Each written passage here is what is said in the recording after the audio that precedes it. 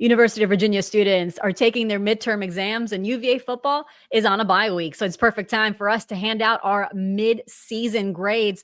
Plus, we invite CBS Sports Chip Patterson to the show so we can discuss what the path looks for UVA and a college football playoff appearance.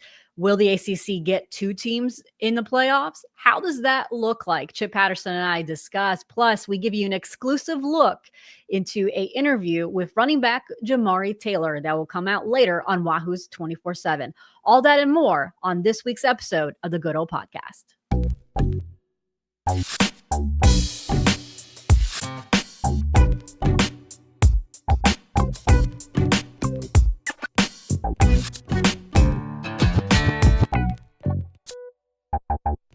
Them to be able to, one, have good perspective for the journey that they're on, but then at the same time, stay humble, right? So you do have to celebrate some of the small victories along the way, but I believe this team has, bigger aspirations. They desire to continue to hit more milestones and really propel this program to another level, so that, those are things that we're not talking about since 2007, right? That it's more commonplace. But just super proud of the guys, and they've hit a lot of milestones, but they believe that this is where we were going to be. Believe we were going to be, maybe 6-0 going into the bye week, but we let one get away at NC State. But I think that loss there too was helpful for us to grow and learn. That has helped us get to where we are. But we got a lot of football left. We're not satisfied with just being 3-0. These young men really, believe that they got an opportunity to go, stake their claim for a spot in Charlotte come December. I know that's people have given me slack for that, but if you don't believe, you can't achieve it, right? And I think what you're seeing is this team believes, and not saying that that's going to be what happens, but man, each week we're focusing on just taking one step in the right direction. So how would I sum up the first half of the season is this is what you can expect out of UVA. A great, team. Come humble. We're going to win. We're changing things around here at UVA, and we're going to finish out the season strong. Can you guys win the ACC? Oh, we can definitely win the ACC. It's all about belief. Hi, I'm Jacquie Franciulli for Wahoo's 24/7, here with a new episode of the Good Old Podcast. You just heard Virginia head coach Tony Elliott, Jamari Taylor, after the big win on the road at Louisville, once again heading to overtime and securing the win. This is a big road win for Virginia heading into the bye week when they look to get healthier, but 2 back-to-back wins that make a statement. Virginia is now made 1. They are contenders. And we're going to talk a little bit more about what that means in the second half of the show with our special guest, CBS Sports Chip Patterson. But Virginia is now a team nationally people are discussing for not only the ACC championship game, but as a team that could very well be in the college football playoffs if things work out in certain situations. And of course, destiny is always in the team's hands if they win out all the way to Charlotte. So a lot to get to today. We're going to start first with that Louisville game, because it wasn't a game where Virginia played its best football. Far from it. Virginia will tell you personally that they left some points on the field. They left some big opportunities there. The offense was playing out of rhythm. It felt like they were out of sync. Maybe sitting down for a lot of that first quarter affected them a little bit to get into a rhythm. It also felt that the O-line injuries finally caught up with them. I mean, Mikhail Boley had to leave in that first half, and Ben York had to come in for Virginia. And I mean, Terry Heffernan even joked on social media that he had every single healthy offensive lineman on the field for that touchdown that Jamari Taylor had in the first overtime. Well, in overtime, since there was only one overtime. But the key thing is that they won. Now, before we kind of talk a little bit more about the Cardinals, why don't you go ahead and like this video and hit the bell so that you're notified whenever you're having a new video here on our YouTube channel. And why don't you go ahead and leave us a 5-star review from wherever you listen to your podcast. It helps us grow the show and also grow Wahoo's 24/7 as well. But I promised a little glimpse into an exclusive interview I had with running back Jamari Taylor, where I sat down with him for about 10 minutes, where we went over some of his big plays in the first half of the season. Of course, one of those plays was the touchdown he scored on the road against the Cardinals. So here's Jamari Taylor talking a little bit about the direct snap that seems to work for UVA. So since it's in everyone's mind and it's still fresh, let's start with the last touchdown you scored this past weekend against Louisville in overtime. It was 3rd and 1. Chandler Morris had to leave the game. Daniel Kalen comes in and direct snap to you. What did you see? So what I saw when I scored this touchdown, Louisville was basically lined up on the opposite side. Like they had, I guess since we've been, running, this type of play like during all game, and I've been going the opposite way of where I was supposed to be going. Really, I talked to Noah Josie because I've been talking to him like in practice. Anytime we call this play, I've been asking him, you want a pancake block? We gonna get a pancake block? And he was like, yeah, man, I want a pancake block. So I said, all right, I set you up for it. And it just opened right up. And shout out, to the O-line, all the guys that was, in on that play. And that play just ended out well. It looked like every single healthy offensive lineman was on that play. Yes, definitely every single offensive lineman that was healthy was definitely in on that play. It looks like Ben York actually got a pancake there too. Oh yeah, big shout out to Ben York because I really didn't know what happened. I just know I seen an open hole, but until I actually watched it on film, I did not realize Ben York did that. As I mentioned, the Cardinals win was a game where the offense wasn't playing up to its full potential. We saw drops. We saw some issues protecting Chandler Morris. We saw Chandler Morris maybe possibly being out of sync a little bit. But we did see a defense with a lot of improvement. I mean, they had 2 takeaways in the game where they scored touchdowns. The defense had 14 points. You had a scoop and score by Donovan Platt, and you had a pick 6 by Cam Robinson. Both of those takeaways were due to pressure that they were getting on Miller Moss. I mean, in that pick 6 by Cam Robinson, Miller Moss tossed that ball as he was falling down on the ground. He was being pressured by 3 Cavaliers. Daniel Rickard was in his face. He had Christian Charles coming out from his left side, and he had Maddox Marcellus coming up the middle. I mean, all 3 of those guys were surrounding him. He tried to throw away the ball, and it went right to Cam Robinson. He jetted 47 yards. He said he only saw grass. No one's going to catch him. He scored a touchdown. That was big for this defense, who's slowly been getting more confidence built. I mean, Devin Neal said it great after the Florida State win. They built calluses, and they built more calluses against Louisville. Devin Neal himself had a very big play in that overtime. He saved the touchdown. He came up, went in front Chris Bell, and broke up a pass. Instead, Louisville had to settle for a field goal, which means Virginia won it on the touchdown. So these guys are having much better performances now as the season goes on. The big thing was the pass rush. The pass rush is getting better. Mitchell Milton and Daniel Rickard coming off the edge, they did really well against Louisville.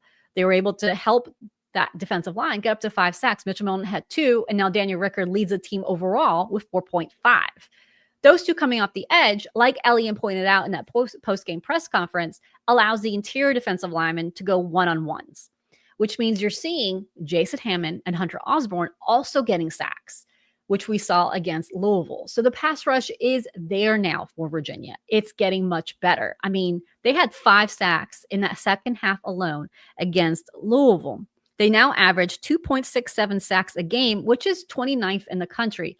That is very different than what we've seen from the pass rush in recent years for UVA. It's a very big improvement. This also helps with an issue that still is going on for that UVA defense, which is in the secondary. Big receivers are still a problem because when you look against the game against Florida State, Deuce Robinson was able to have 9 catches for 147 yards and a touchdown.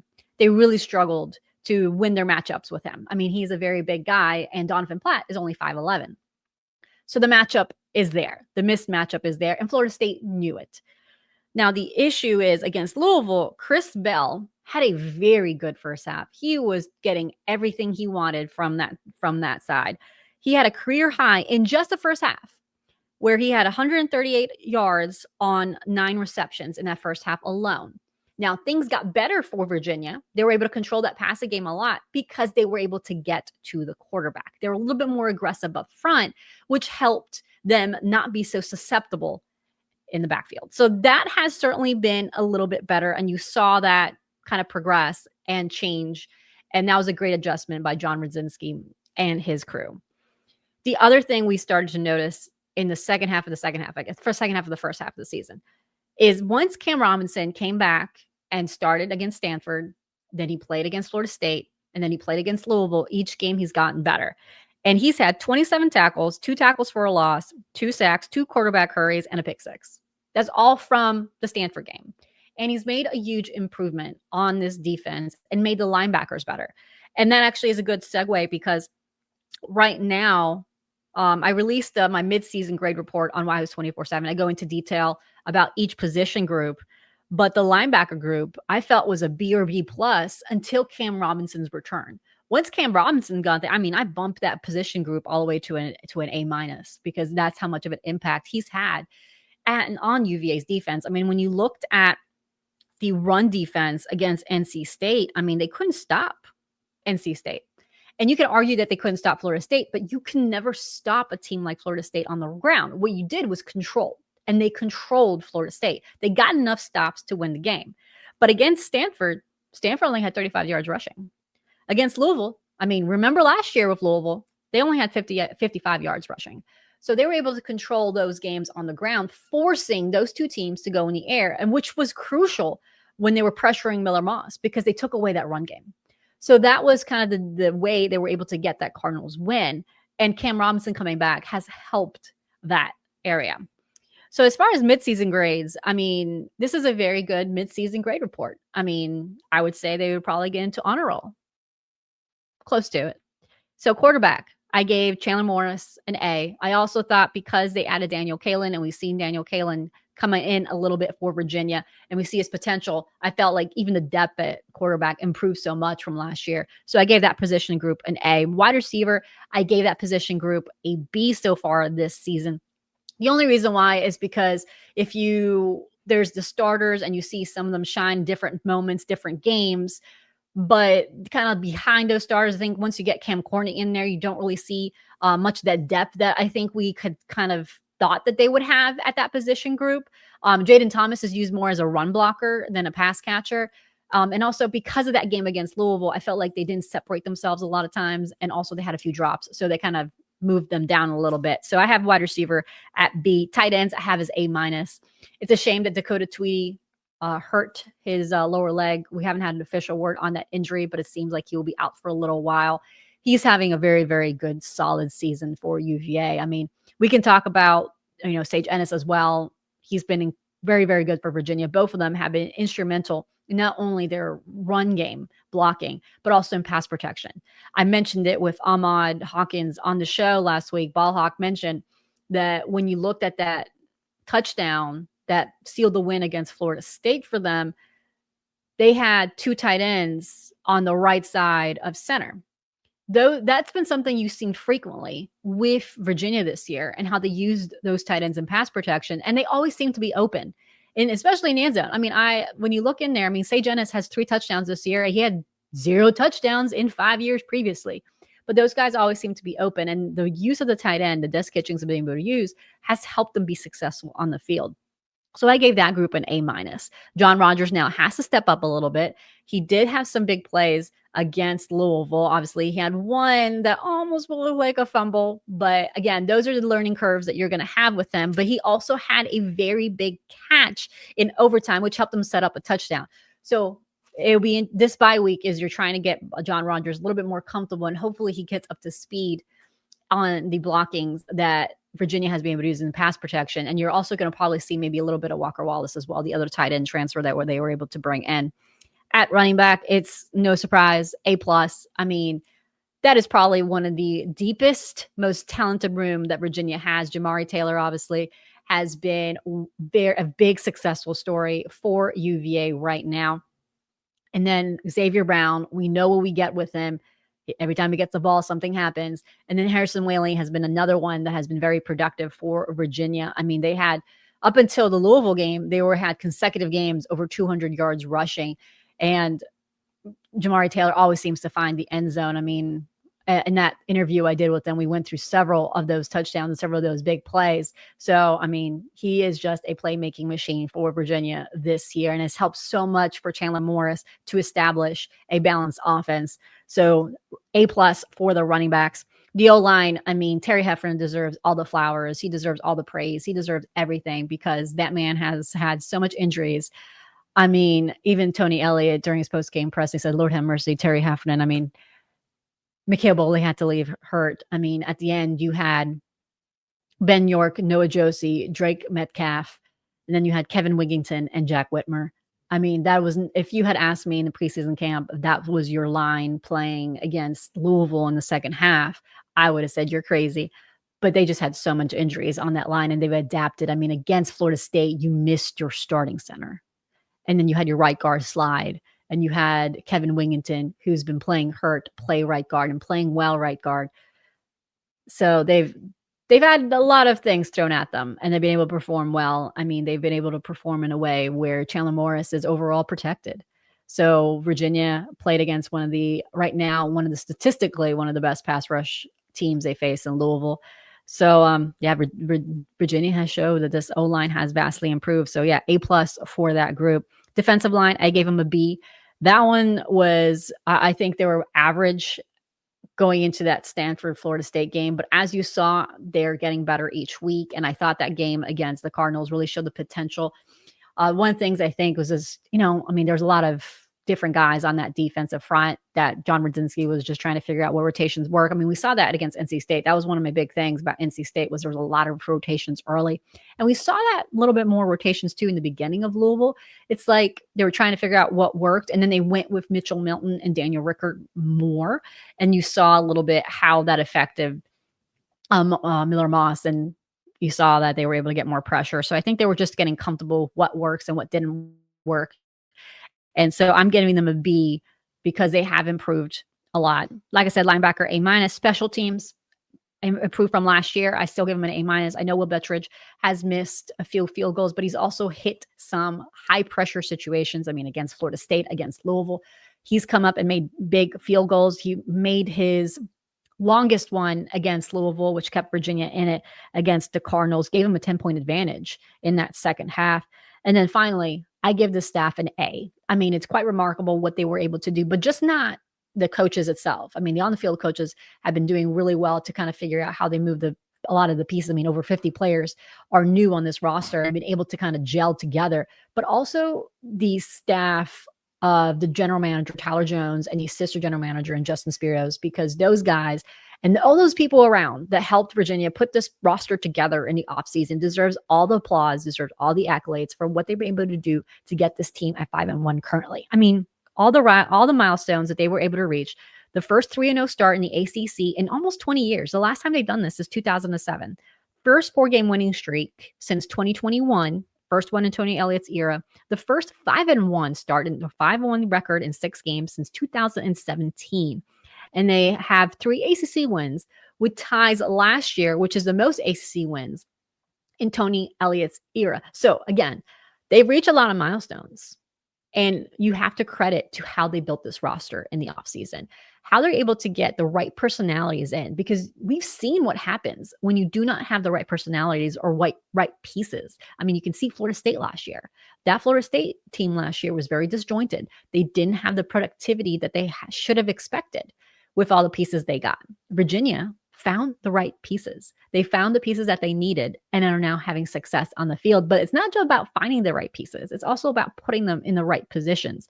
And Des Kitchings, you can see from this offense that they were able to put those guys in the right positions. And now the defense, you're slowly seeing that as well on the defensive line and seeing how they work together and trying to just gel together. Mitchell Milton said that the best. I mean, they're figuring each other out. They know each other a little bit better now. And that's what you're seeing. So the staff is definitely getting an A. And I will give, Tony Elliott has been calling some aggressive plays. I mean, going for it in the midfield on 4th down against Florida State. I mean, going for an onside kick against Louisville. Those aggressive playmaking calls is because he has confidence in this team and belief in them. And that's where that belief is coming from. So a lot of good from the first half of the season. Obviously, the second half is coming up. They'll face Washington State at home, then North Carolina on the road, then Cal, on the road. That's one of my spooky games. I did a breakdown of the rest of the season on the Wahoo's 24/7. I called that the spooky game, not just because it was on Halloween, but also because West Coast games, I mean, if you just ask Penn State, it's not the greatest. And then they'll have Wake Forest, and then they'll have at Duke, and then Virginia Tech. That Duke game needs to be circled because if they want to go to the ACC championship game, they have to get through Duke and Durham, because Duke is the one team that faces both Virginia and Georgia Tech, because Miami, Georgia Tech, and Virginia have no other teams that they face each other in the second half of the season. Louisville is the other one for Miami, but Duke has a chance to play spoiler. And honestly, Duke is playing good football right now. And we're going to talk a little bit about that with Chip Patterson here in the next few minutes. We're actually going to take a quick break right now. And then on the flip side, Chip Patterson and I will discuss Virginia's path to the ACC title game, Virginia's path to a college football playoff appearance. So hang on.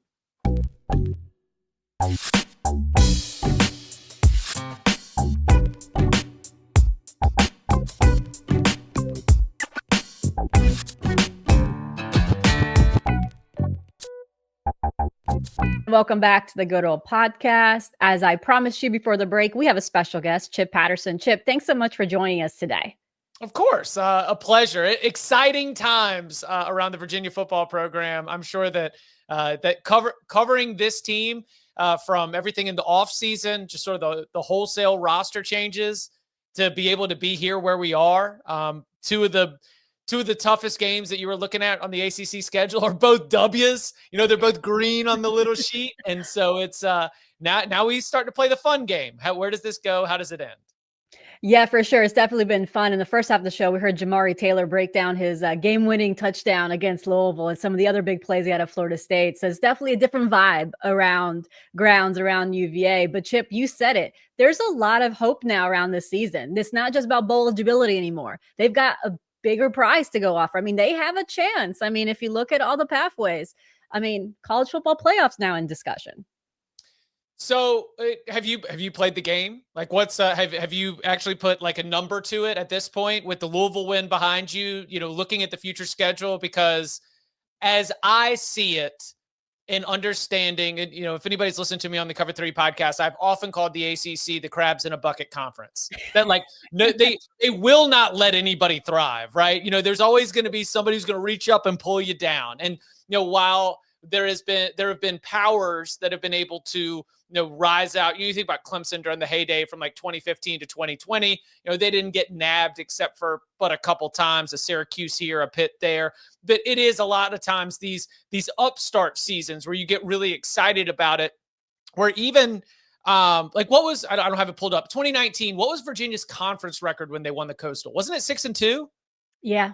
And I think that I could be wrong about that, but even within that, there might have been a game where you're like, wait, how did that go wrong? And so you can't just say every game where you're favored to win, you're going to win. It's just the ACC ain't like that. They'll figure out a way.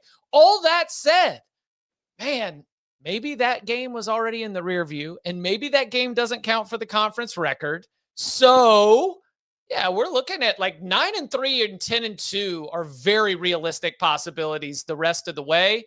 And so are they the right wins? You know, because you've got a Duke out there, which could be very important in terms of tiebreakers in the ACC championship game. Are they going to be able to get you to Charlotte? Is that result going to be able to get you, into the conversation for the college football playoff? All those things I think are on the table in a way that, like you mentioned, was not necessarily part of the outlook in July and August. Yeah, the ACC, I mean, I've covered ACC for a while. I mean, Coastal Chaos just, we don't have the Coastal the Atlantic Conference, but the Coastal Chaos still lives on, Chip. Yeah, the spirit of Coastal Chaos is still there. But yeah, I mean, when you look at Virginia's schedule, I mean, it's right there. It feels like they control their destiny. But you mentioned the Duke game on the road and the Cal game on the road are the two games that I have circled on my calendar as must win, just because going out west, tough thing for any team has done. I mean, you can ask Penn State how they feel about going out west. And then Duke. I mean, Duke, I felt like I kind of tossed them aside a little bit after their first two games, after they lost to Tulane and Illinois. But I mean, they're playing very well now. The offense seems to be coming together. So I feel like is there a four-way for Miami, Georgia Tech, Virginia, and Duke? Well, so I know that Miami, Georgia Tech, and Virginia all don't play each other. Correct. So we do have the potential for some real headaches there, which if I remember from last year's tiebreaker breakdowns, maybe there's a coin flip, or maybe, we're coming down to simple rating system, or so the beep, beep, boop, boop, like the Mountain West, for example, had a 3-way tie, and they had to just use computer ratings to decide who was going to play for the conference title. And that was one of the first times that I remember being really thrown off by it. But the thing that Virginia fans, and the thing that I'm sure that the coaching staff are doing, is they're saying, look, we can't game out what the tiebreaker scenarios are going to be. We've got to take this one game at a time. We've got to make sure that we continue to build on some stuff that's been working well. And then it also cleaned things up, because it was not the cleanest game against Louisville. You are happy that you were able to get out of that game with the win. And I think that it's one of those spots. You mentioned Duke. Duke came out of the Illinois game for sure, and maybe even the Tulane game too. Like, man, if you take our best 2.5 quarters from that game, and if you were able to do it over 4 quarters, those could have been wins. But they learned from it. It's one of those like cool college football stories. And maybe even there's some of that came out of the NC State game, where you take all the good and you understand what needed to improve, what needed to tighten up, if you were going to be able to make sure that you avoided those kinds of mistakes on into the future, into the rest of the season. So I look at Duke, and I think they are very dangerous right now, because they've already bled a little, they've already healed, and now they're coming out with some scars. And I think that that's a very confident, dangerous team. We saw what they did against Cal, gotten into an early deficit in Berkeley. Then they come roaring back, kind of put the clamps on the Bears in the second half. That's those are the things where I think that for Virginia, especially, this is a deep breath, right? This is that first opening part of the season was such a sprint, these huge highs, these challenges. You were able to get out of Louisville with the win, get an off week, catch your breath. And I'm not going to say that Washington State is an upset threat, but that is a game where it's like, don't take them lightly, right? This is the egg in a spoon. North Carolina is going to be a shell of itself by the time you show up in Chapel Hill, but don't take that lightly. Like these are going to be the spots where, you mentioned Miami. I think Miami's biggest challenge the rest of the way is going to be just handling things, landing the plane. They are more talented than everybody in the ACC, bar none. But Mario Cristobal is also 4-10 after Halloween as Miami's head coach. They have had multiple head-scratching losses in November and December. So for Virginia, it is unusual territory. But just to kick this back at you, I wonder if the infusion of new blood on this team, something that I talked about a lot, was it like 13 portal edition? 33. Yeah, but it was 13 the previous 2 cycles combined, then 33 this cycle, right? Correct. I wonder if there's something to be said for the infusion of new blood to help avoid any, just sort of a fresh start, fresh slate. You don't have any nightmares, you don't have any demons. You're just chasing after it, and that could be something that I think could benefit Virginia when it comes to these expectations, because there's not a lot of scarring for what might have happened in these matchups in previous years. Actually, Tony Elliott brought that up in the press conferences, because and even Chandler Morris mentioned it as well. This is a new group. You can't keep saying what happened last year. Last year they never won a game after they won a ranked opponent. This is the first time they've won, consecutive ACC games in a row. There's a lot of milestones they've had this year, because none of these guys have experienced those devastations. None of these guys have been against Virginia Tech. They haven't had those letdowns that Virginia has in the past. So you see them at one point that Elliott mentioned, these guys know how to win because of the programs they're coming from. So you have guys like Cam Ross, who played at JMU. JMU has learned how to win. You had Mitchell Melton, who came from Ohio State. You had Jaden Thomas coming from Notre Dame. So you have guys who've been in programs that have experience knowing how to handle themselves in these situations, and then they permeate that locker room. Also Virginia has one of the oldest rosters I've ever covered. I mean, I did a feature that they have 2 married couples on the team. Brady Wilson went through the recruiting process with his wife in the transfer portal. So that is very different to cover early 20-year-olds. Even there's a 24-year-old on the roster. That is different than having 17, 18-year-olds dealing with all this emotional baggage. It's so it is so encouraging to see that play out, because it speaks to the evaluation process that Tony Elliott and the staff have done. Understanding not just the heights, the weights, the speeds, but the age and the mentality, the experience, the maturity that we wanted to bring into this program to be able to allow for the kind of success that they've seen. I think that is, again, portal. Sometimes the transfer portal can be scratch off tickets, right? And so when you get a bunch of hits in a row, I can't help, given the stress that I know that these staffs are under for that process, and especially for Tony Elliott, given sort of where he is in his tenure in Charlottesville. I can't help but be happy for somebody to finally see a couple of those lottery tickets pay off.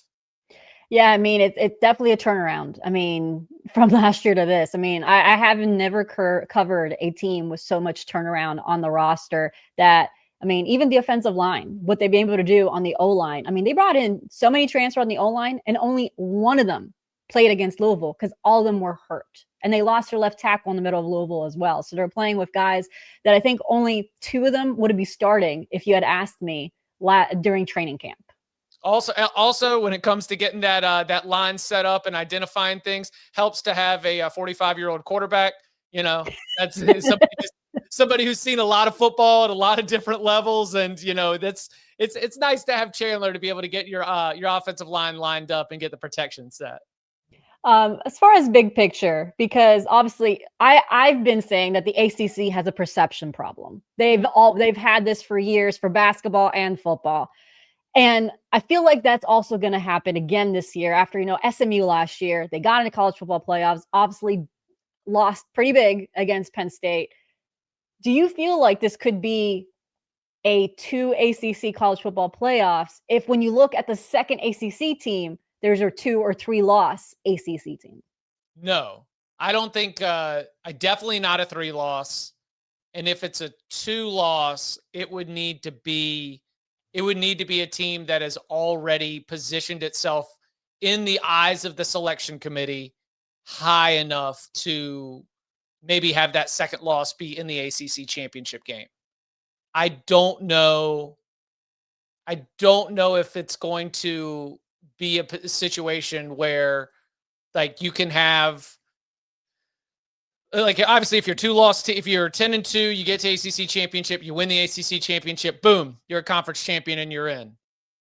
I don't know if you are a 1-loss team in Charlotte and then lose, if it's going to be easy to win the battles against and what I mean by the battles is the debates. I don't know if it's going to be easy to win the debates for at-large bids against other SEC teams. And you want to talk about perception? It does not help that SMU won the debate against Alabama and then went up and had the showing that they did in Happy Valley. That's the committee changes over, a couple members from its 13-member committee every single year. Members cycle on, members cycle off, but everybody who's involved with this process is a huge college football fan and somebody who watches a lot of college football. So there is going to be a little bit of a perception issue. And so whether it is a Virginia, whether it is a Georgia Tech, whether it is a Duke, I mean, I'm saying, yeah, you've got a great path to the college football playoff, win in Charlotte. And that's the thing is, get to Charlotte, win in Charlotte, and then you're not having to compare yourself to Ole Miss or Texas A&M, because Texas A&M has some really good wins right now. They beat Notre Dame. Ole Miss is going to have an opportunity and already has had an opportunity with the win against LSU. They're going to just have more chances to log those kinds of wins, because while it can get really messy and the head-to-head does not always work, one thing that is interesting about the selection committee is that if you can get in the same bucket as someone else who you have defeated, then the head-to-head can matter. But if there's no data point tying you to another team, the committee might have a hard time figuring out to put you way at the top And if they don't feel confident about doing that, they'll kind of put you at the bottom of a bucket. And obviously, the win against Florida State can't help. I mean, Virginia fans are the biggest Florida State fans in America outside of Tallahassee.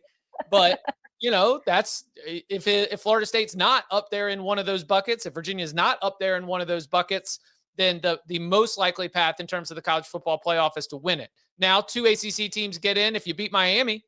And if Miami continues down that way, that is one situation that I can definitely entertain. In fact, I would argue if SMU beats Clemson last year, ACC has one bid, and Clemson doesn't make it. Clemson made it. SMU hung on. SMU was really at the top of that pile last year heading into conference championship weekend. So, yeah, the paths to me for the ACC to get to, unfortunately for the Miami Hurricanes, are probably for Miami to lose in Charlotte and then the other team get that conference championship spot. All right. So for Virginia, they have to hope Florida State gets better. Right. They have to hope Louisville gets better. Maybe Yep. NC State, so it doesn't have to be one of the worst loss. And then also just head to Charlotte and then win to guarantee a spot. But if all these other factors come in, maybe they can sneak in. So that's the path.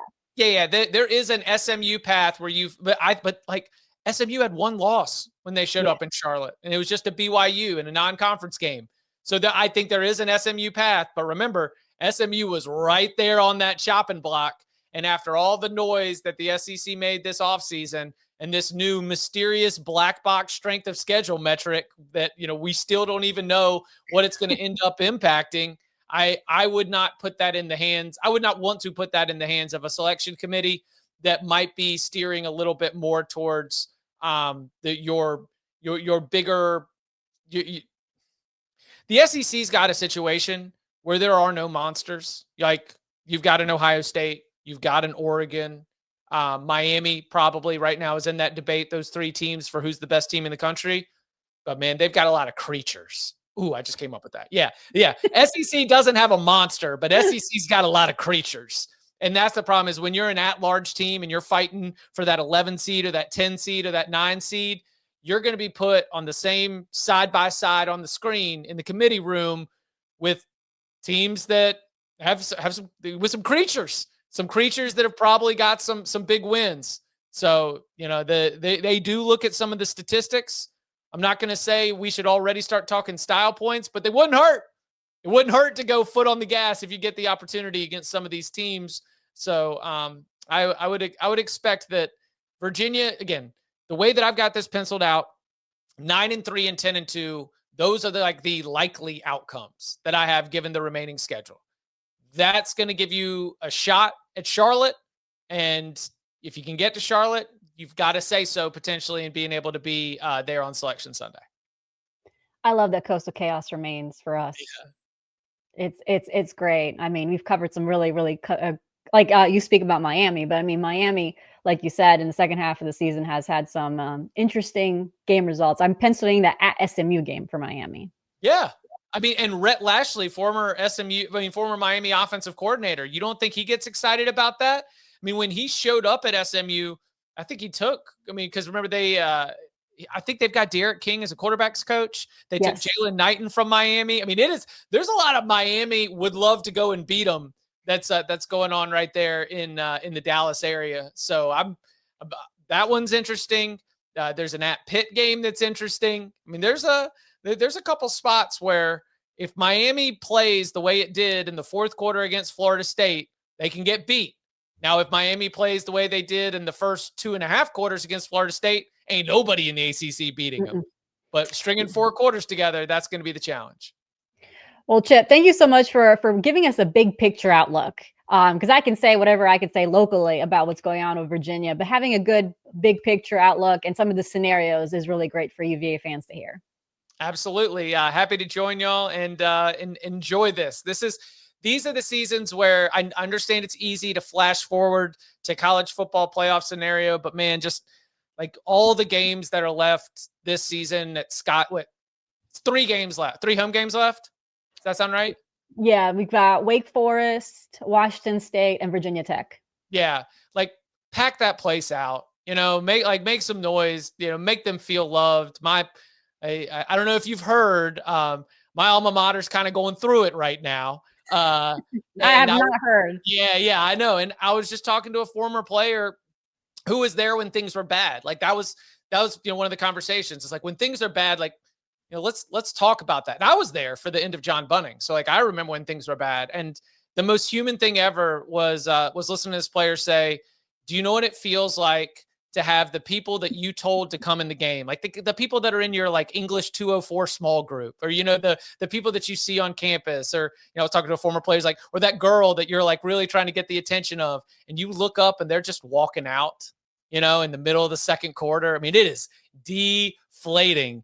And so the players, when they've got that success, when it's riding high, like make them feel loved, make them feel proud, and pack that stadium out and give them some juice, because the players who are not of the 33 transfer portal additions, they've been through it, and so they deserve to feel appreciated too. And Tony Elliott and the coaching staff as well. So enjoy this. We'll see what happens as it pertains to Charlotte and the CFP, but seasons like this don't always come around. So enjoy the ride.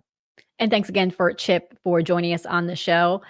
It was nice to talk a little bit about the big picture around the ACC championship, and also what the scenarios would be with college football playoffs. And that's just the perception around the conference and what needs to happen if Virginia wants to reach that goal coming up in December. But that's it for this week's show.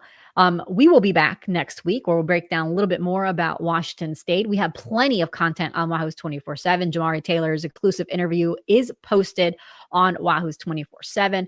We also have plenty of looks into the first half of the season, and we look at the important stats and grades that tell you a little bit more about the success. We have our midseason report card, where we go into more detail about our grades and why we gave out those grades. We look at how the transfers have impacted Virginia, and the transfers that left Virginia, how are they doing in their new program? So plenty of content available. We also will be at Basketball Media Day on Friday. Brian Odom and the players will be available to speak to the media. So we'll have full coverage from that on Friday. So a lot is going on. So if you don't want to wait until next week for our next episode of Good Old Podcast, head over to Wahoo's 24/7. But for right now, I hope you guys have a good rest of your week. Enjoy your weekend. Watch some college football, and don't have any anxiety attacks during it. Have fun.